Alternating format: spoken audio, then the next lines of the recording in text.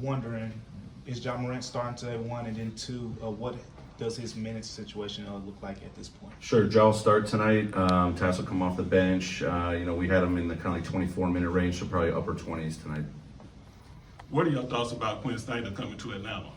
I think it's great. I mean, obviously, Q's one of the best coaches in the NBA. Not a shock that he's back in the league after just a couple of months. Obviously, Hawks made their internal decisions on him being the best fit possible for what he does to develop players, develop a really good system offensively and defensively. One of the most successful, recent coaches in NBA history, what he did out in Utah. So no surprise that he's here. Obviously, he's got connections to the Atlanta days. Obviously, relationships with the guys in the front office as well. I think he's going to do a tremendous job here.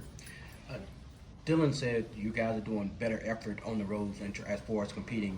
Do you feel that you guys have gotten where you need to be more successful on the road? We're not where we need to be, but I'm glad we're taking steps in the right direction for sure. Obviously coming off and winning a road trip for the first time in a long time, the other week, going 2-1.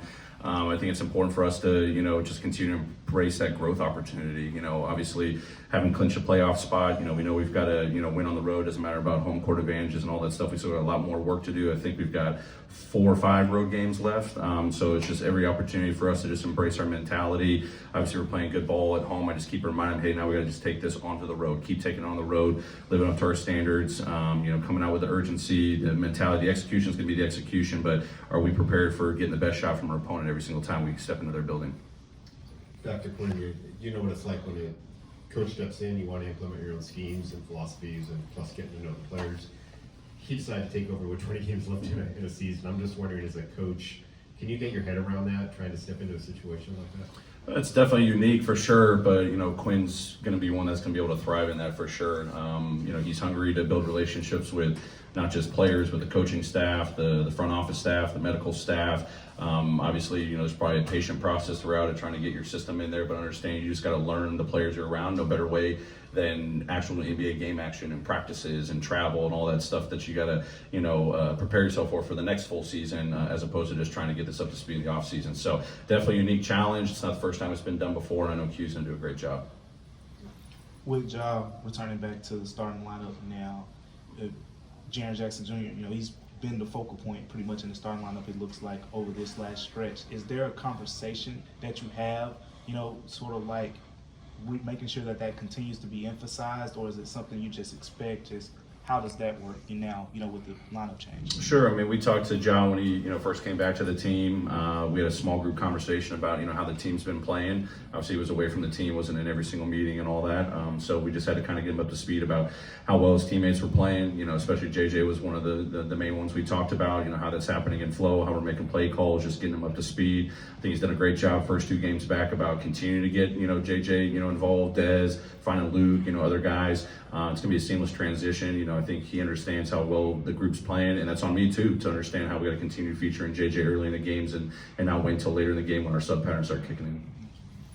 Hey, Coach, you've seen DeJounte Murray play before, and you're familiar with his game, but as an Atlanta Hawk, when you're scouting this team, how have you seen this game grow or develop since his trade?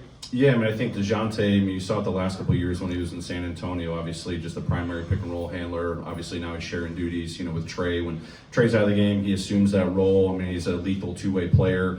Obviously sets the tone defensively with his length, his IQ there to disrupt defenses, but offensively he's amazing when he gets to that mid-range spot. I mean, the Hawks do a great job getting to the paint, getting to the floaters, getting to their mid-ranges.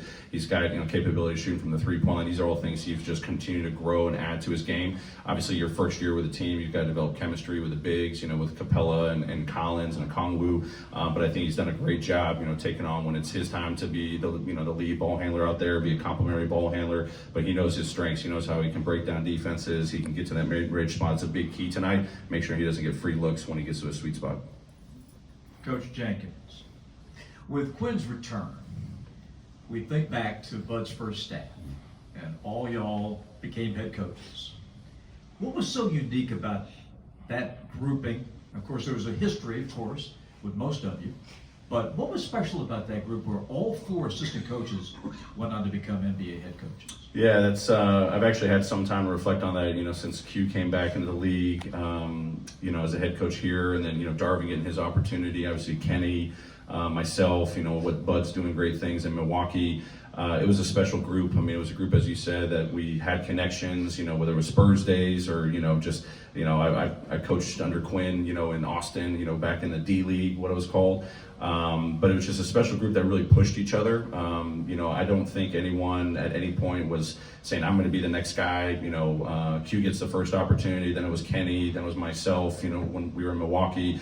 But no one was like counting down the days to become a head coach. It was just a special group that really bonded, formed great relationships, you know, basketball-wise, but personal-wise. And we really pushed each other, like we really challenged each other. And I think Bud set a great tone, just having an open forum where all of us, you know, he believed in us, you know, felt like we were bright-minded coaches that were hungry, that were good at player development, scouting, so on and so forth, that we were going to grow each other's games.